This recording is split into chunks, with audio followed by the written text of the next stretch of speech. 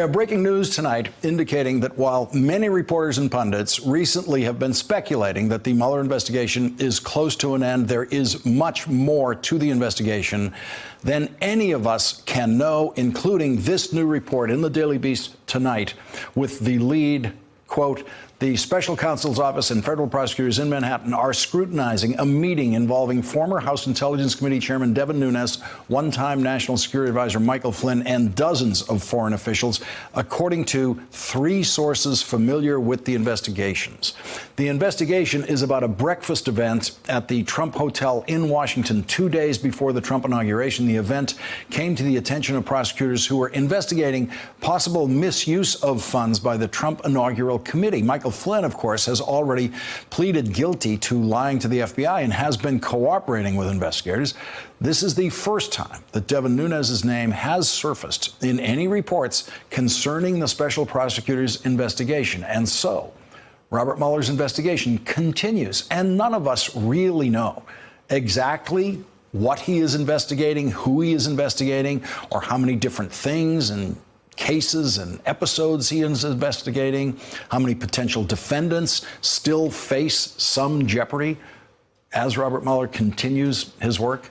Is Devin Nunes now contemplating seeking immunity from the special prosecutor in exchange for telling everything he knows about possible Russian influence in the Trump campaign or the Trump transition or the Trump White House, or Russian influence over Donald Trump himself? Today, NBC's Kristen Welker asked the President of the United States the question that produced the answer that will follow Donald Trump for the rest of his life and beyond. It may turn out to be the most memorable line of the Trump presidency. It surely would be for any other presidency, but Donald Trump is so verbally explosive, we have no idea what's coming tomorrow. To put what the president said today in historical perspective, let's consider just for a moment how little most of us can remember of what presidents actually say. And I don't mean phrases like hope and change or shining city on a hill or 1,000 points of light. I mean full sentences. And the truth of it is that most of us usually cannot remember a single full sentence spoken by a president. I mean, Jimmy Carter, I can't remember a single full sentence he said. And that's not unusual. That's true for most presidents. So just an example, I will now recite for you every full sentence that I can remember a president saying since the dawn of mass media in the radio age, when the President of the United States first became a recognizable voice nationally through the magic of radio about 90 years ago. The only thing we have to fear is fear itself. Ask not what your country can do for you, ask what you can do for your country. I shall not seek and will not accept the nomination of my party for another term as your president. Mr. Gorbachev, tear down this wall. I did not have sexual relations with that woman, Ms. Lewinsky. That's all I can remember, word for word, in full sentences from the last 90 years of the American presidency. It's not about the eloquence of the president. We've had no more eloquent president than Barack Obama, but his sentences were not sound bites. And perhaps more importantly, Barack Obama was never at the center of a scandal or a collapsing presidency. And that's what produces some of our most memorable presidential lines, like President Lyndon Johnson announcing in 1968, as his presidency was drowning in anti-war protest, that he would not run for re-election. Johnson's party was deserting him then for 2 anti-war candidates, Gene McCarthy and Bobby Kennedy. And so at the lowest point of his presidency, LBJ shocked us with that sentence that we did not expect and could never forget, that he was not going to run for re-election. Bill Clinton's most memorable quote comes from his reaction to part of the scandal that led to his impeachment in the House of Representatives. And the one line that I left out of that collection is the presidential line that was echoed today by Donald Trump. And it is the most memorable line of Richard Nixon's 5.5 years as President of the United States. And it comes from the heart of the scandal that led the House Judiciary Committee voting to bring articles of impeachment against President Nixon, and not long after that, President Nixon's resignation. I'm not a crook. I'm not a crook. Today's easy-to-remember presidential line came in response to an investigation which could lead to something we've seen before: the resignation of a president or the impeachment of a president. And it could possibly lead to something we've never seen before: the impeachment of a president in the House of Representatives and the conviction and removal of that president from office by the United States Senate. I never worked for Russia. In history, that line will have a longer life than Mexico will pay for the wall. Today, January 14th, 2019, will hold its spot in history as the first and only day on which a president of the United States has denied being an agent for a foreign government. That is what it's come to. This is the "I am not a crook" moment in the Trump presidency. That Nixon quote is important not just because it's so easily memorable, but because Richard Nixon was denying what became the essential accusation against him by a special prosecutor and the members of the House Judiciary Committee who voted to impeach him. And it turns out Richard Nixon was a crook. And that was the single most important thing you could know about Richard Nixon. And that is the space he occupies in history: our criminal president. When Richard Nixon said he was not a crook, we out there in the audience couldn't prove that he was. And so tonight, after hearing the President of the United States deny that he is now or ever has been a Russian agent, we don't know if it's true. We don't know what's true. But we do know that the history of presidents deep in scandal, denying the most damning accusation about them, is a history of presidents not telling the truth. Bill Clinton actually did do what he denied doing in his most famous quote. Richard Nixon actually was a crook. And so now we await Robert Mueller's answer to the question Kristen Welker asked today: have you ever worked for Russia, yes or no?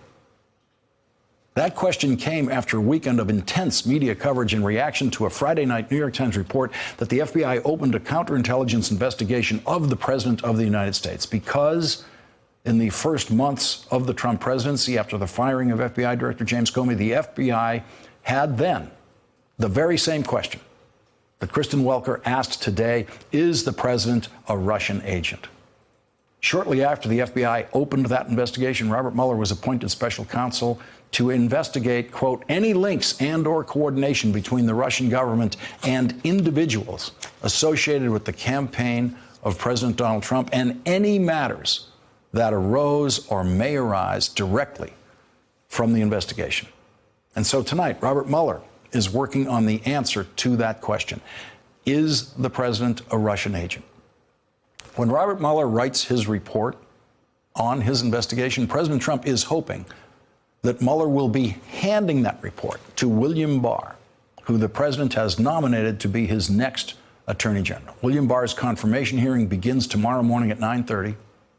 And in his prepared testimony released in writing today, William Barr says, I believe it is vitally important that the special counsel be allowed to complete his investigation. I have known Bob Mueller personally and professionally for 30 years. We worked closely together throughout my previous tenure at the Department of Justice under President Bush. We've been friends since. I have the utmost respect for Bob and his distinguished record of public service.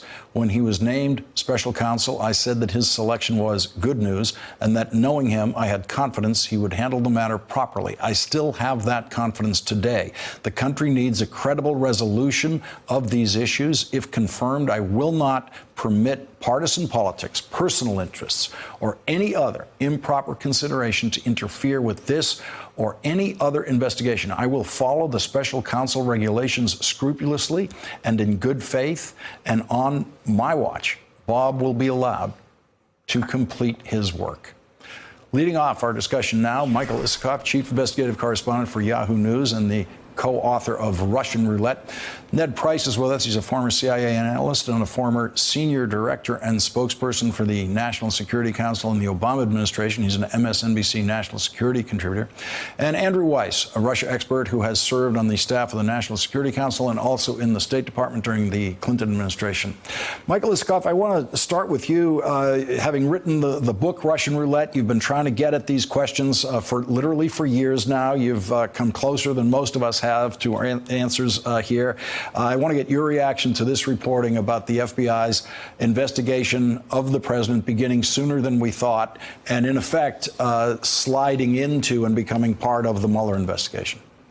You know, my reaction is it is time for Congress to step up to the plate and fulfill its constitutional responsibility and try to get answers. Look, we can spend weeks and months waiting for Bob Mueller to complete his investigation. I do think it's closer than you indicated in your opening, but I grant it, we don't know for sure.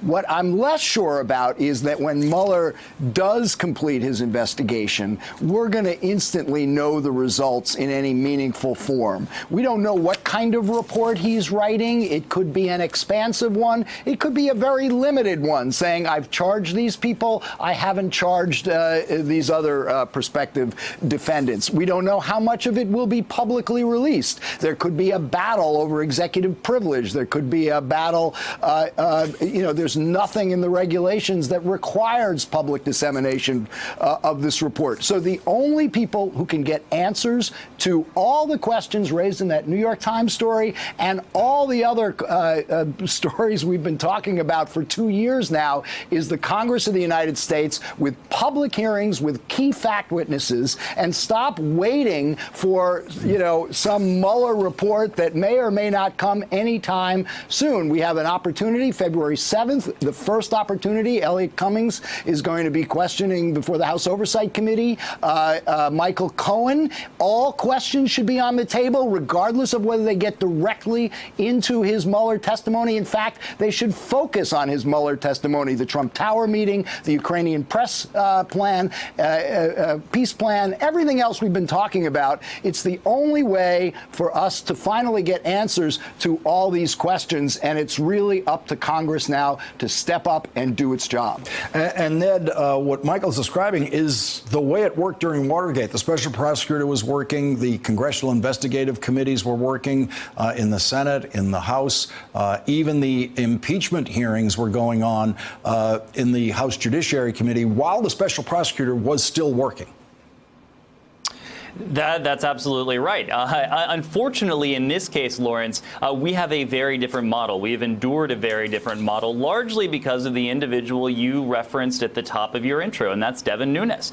Devin Nunes ensured that at the outset of this administration, Congress, especially the House, would not be able to undertake a credible investigation because he turned it precisely into partisan warfare. Devin Nunes started as a member of the Trump transition team, and he never really relinquished that role during his time as chairman of the Intelligence Committee. So unfortunately, we haven't been able to benefit from that model in this presidency. Yes, we have the Senate Intelligence Committee. There has been a much greater degree of comedy between the chair and the ranking member of that committee. But one committee alone that itself is not a special committee around this one issue. It has a whole host of other oversight issues pertaining to the much broader panoply of intelligence activities and institutions, cannot get to the bottom of this alone. So for that reason, we've had to put a lot of stock in Bob Mueller. I agree with Michael. We don't know precisely what he will present us with, but I have no doubt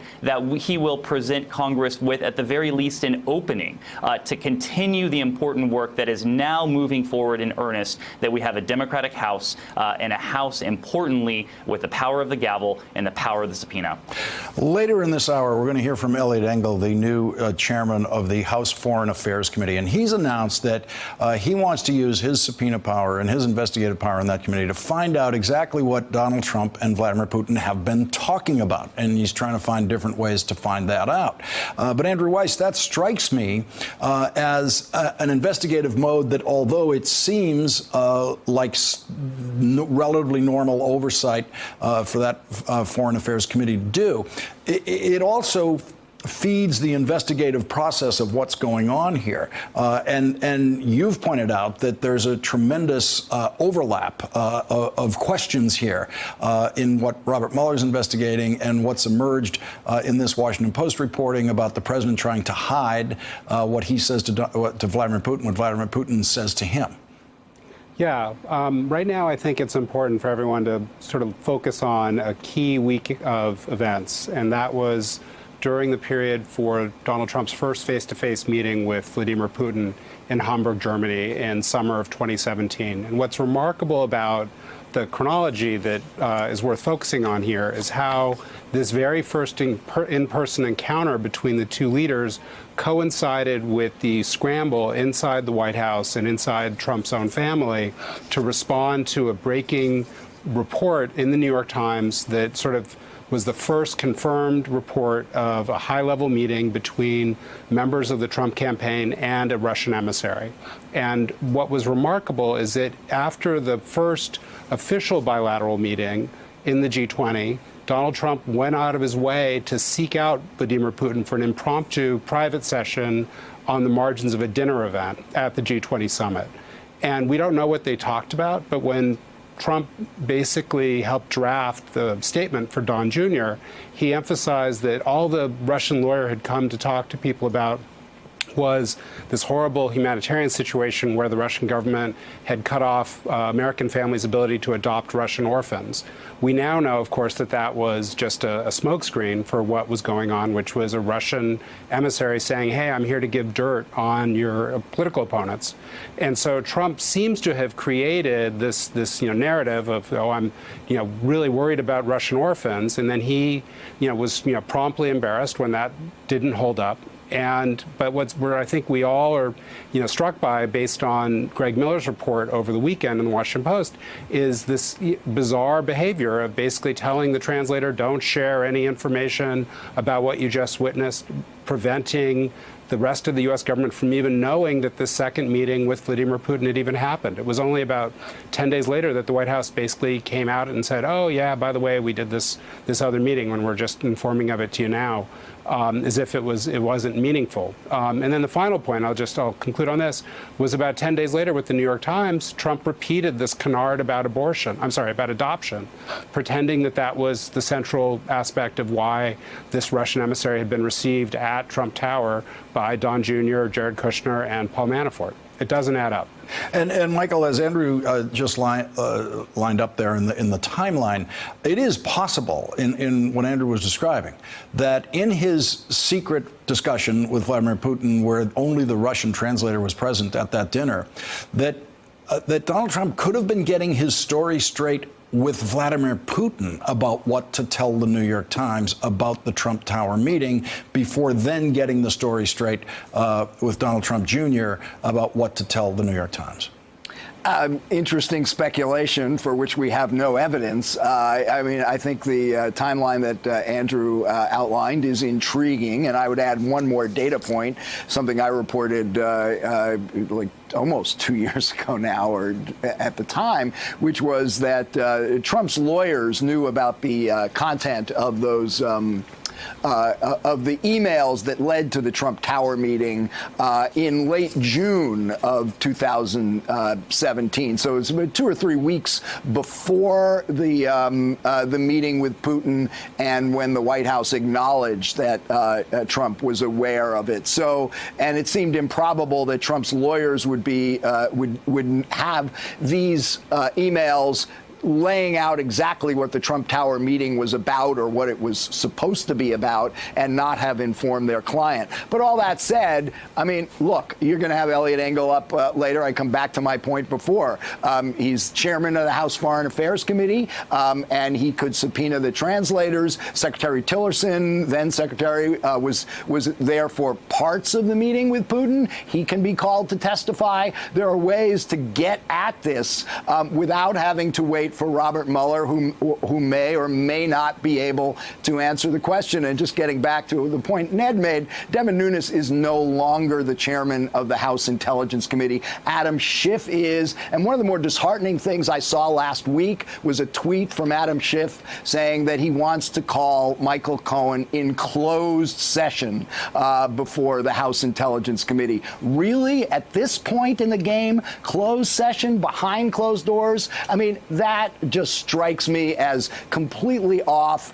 getting back to my main point, the American public and Congress deserve answers to these questions, and let's stop waiting for Bob Mueller, who may or may not be able to answer them. Michael Isikoff, Ned Price, Andrew Weiss, thank you all for starting us off tonight. Really appreciate it. Thanks for checking out our YouTube channel. Subscribe by clicking on the button below for more from The Last Word and the rest of MSNBC.